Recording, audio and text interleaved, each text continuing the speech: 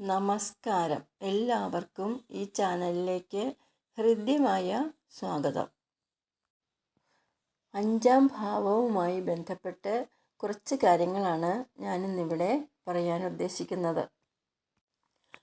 ഒരു ഗ്രഹനിലയിൽ അഞ്ചാം ഭാവമാണ് സന്താനഭാവമായി കണക്കാക്കുന്നത്.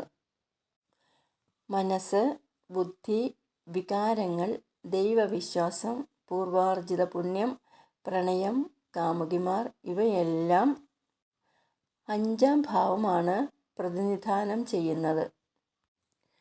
ഏതൊരു ഭാവത്തെക്കുറിച്ചും ചിന്തിക്കുമ്പോൾ ചെയ്യുന്നത് പോലെ അഞ്ചാം ഭാവം ചിന്തിക്കുമ്പോഴും അഞ്ചാം ഭാവം, അഞ്ചാം ഭാവാധിപതി, അഞ്ചാം ഭാവകാരകൻ, ഭാവത്തിലിരിക്കുന്ന ഗ്രഹം അഞ്ചാം ഭാവത്തെയും ഭാവാധിപനെയും ദൃഷ്ടി ചെയ്യുന്ന ഗ്രഹം, അഞ്ചാം ഭാവാധിപനുമായി യോഗം ചെയ്യുന്ന ഗ്രഹം ഇവയെല്ലാം ചിന്തിക്കേണ്ടതാണ്.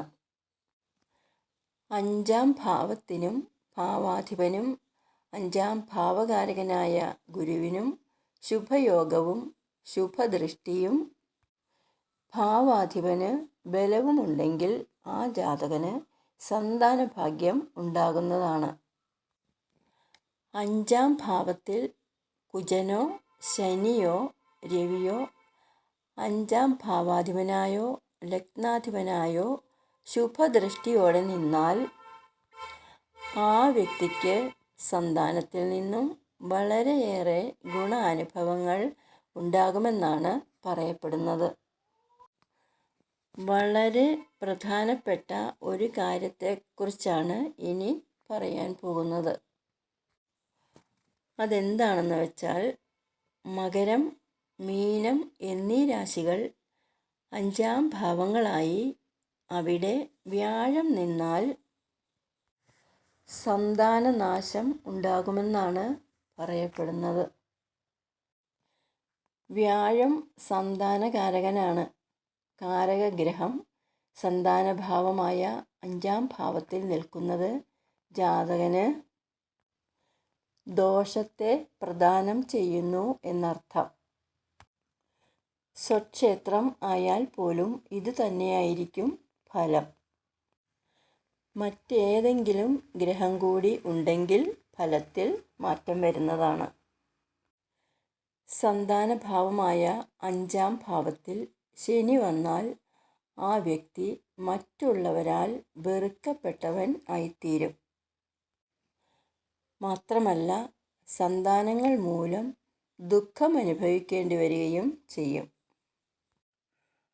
അഞ്ചാം ഭാവം ബുധൻ്റെയോ ശനിയുടെയോ ക്ഷേത്രങ്ങളാവുകയും അവിടെ ശനിയുടെയോ ഗുളികൻ്റെയോ ദൃഷ്ടി ഉണ്ടാവുകയും ചെയ്താൽ ആ ജാതകന് ദത്തുപുത്രനെ സ്വീകരിക്കേണ്ടി വരുമെന്നാണ് പറയപ്പെടുന്നത്.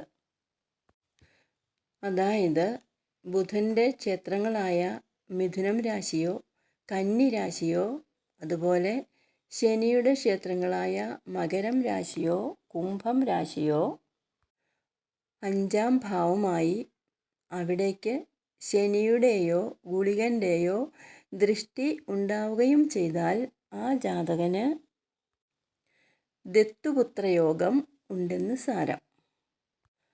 സ്ത്രീയുടേതായാലും പുരുഷൻ്റേതായാലും സന്താനത്തെക്കുറിച്ച് ചിന്തിക്കുന്നത് അഞ്ചാം ഭാവം കൊണ്ടാണ്. എങ്കിലും 5ഉം 9ഉം ഭാവങ്ങളെ കൊണ്ട് ചിന്തിക്കുന്നത് ഉത്തമമാണെന്ന് ഒരഭിപ്രായം കൂടി നിലനിൽക്കുന്നുണ്ട്. ഈ അറിവ് ഇഷ്ടമായാൽ ഒന്ന് ഷെയർ ചെയ്തും സബ്സ്ക്രൈബ് ചെയ്തും സപ്പോർട്ട് ചെയ്യുക.